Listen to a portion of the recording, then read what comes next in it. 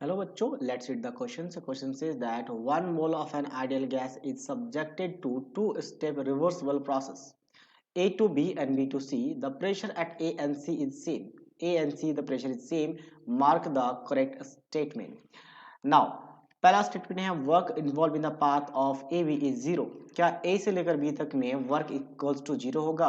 तो बेसिकली यहाँ पे अगर देखा जाए तो प्रेशर 1 से लेकर 3 प्रेशर चेंज हो रहा है, टेम्परेचर चेंज हो रहा है, तो वर्क जीरो होने की कोई पॉसिबिलिटीज नहीं है, क्योंकि वर्क के लिए हम फॉर्मूला क्या लिखते हैं, minus of P D V का इंटीग्रेशन।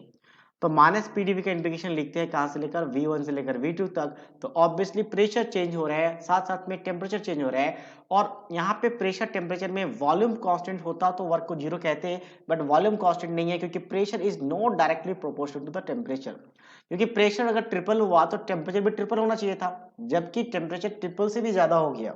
ठीक है, 300 होना चाहिए था, उससे भी ज्यादा हो गया। इसका मतलब वॉल्यूम कांस्टेंट नहीं है, वॉल्यूम इज नॉट कांस्टेंट, और वॉल्यूम कांस्टेंट नहीं है यानी वॉल्यूम भी चेंज कर रहा है, इसलिए ऐसा हो रहा है। तो ये हम डायरेक्टली प्रोपोर्शनल नहीं कह सकते, तो फिर आपका वर्क डन जीरो नहीं होगा।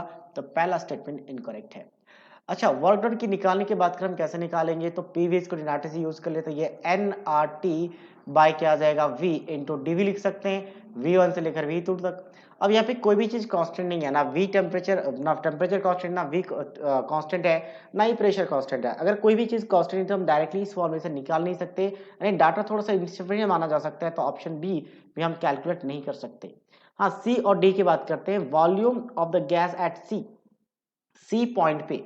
अब यहां की बात करते हैं, प्रेशर कांस्टेंट है, टेम्परेचर ट्रिपल हुआ तो वॉल्यूम भी ट्रिपल हो जाएगा, क्योंकि PV is equal to NRT से अगर देखा जाए तो अब इस केस में क्या है, आपका प्रेशर ए से लेकर सी तक pressure is constant. So if the pressure is constant then volume that not cross, actually ये कांस्टेंट है, ये भी कांस्टेंट, ये भी कांस्टेंट। अच्छा, ये कांस्टेंट नहीं, अभी क्या लिया आप लोगों ने, प्रेशर कांस्टेंट और नंबर ऑफ मोल्स कांस्टेंट, तो volume will be directly proportional to the temperature. तो इफ टेम्परेचर देखा जाए तो 100 से 300 मतलब ट्रिपल हो गया, so volume also means final volume also will be 3 times of the initial volume. तो स्टेटमेंट थर्ड वाला क्या सही है, volume of the gas C is 3 times of the volume at gas A. Now volume of the gas B is this much, B का volume हमें निकालना है, तो बी पॉइंट पे वॉल्यूम क्या होगा, तो बेसिकली हम क्या कर सकते हैं, नंबर ऑफ मोल्स निकाल सकते हैं फर्स्ट पॉइंट पे, PV is equal to N R T से।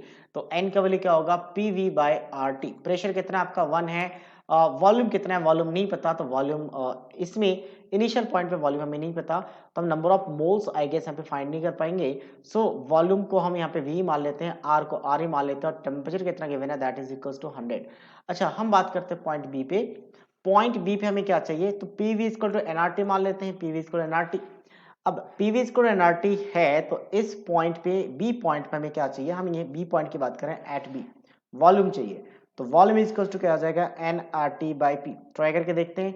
नंबर ऑफ मोल्स को फिलहाल के लिए चलो एक मोल मान के चलते हैं। अच्छा, क्वेश्चन में already number of mole given है, तो नंबर ऑफ मोल कैलकुलेट करने की जरूरत नहीं, तो ये वाला कैलकुलेशन का कोई जरूरत नहीं है। 1 मोल है, आर का होता है 0.0821, टेम्परेचर क्वेश्चन में गिवन है बी पॉइंट पे 600, एंड प्रेशर गिवन है आपका 3। तो इसको कैलकुलेट कर सकते हैं आराम से। तो कैलकुलेशन करने के बाद ये वैल्यू आ जाता है 16.42 एग्जैक्टली जो क्वेश्चन में गिवन है, यानी कि ये वैल्यू से मैच कर रहा है, यानी कि option D is also correct. So that means C and D is the right answer of this question. So I hope you understood it well. All the best.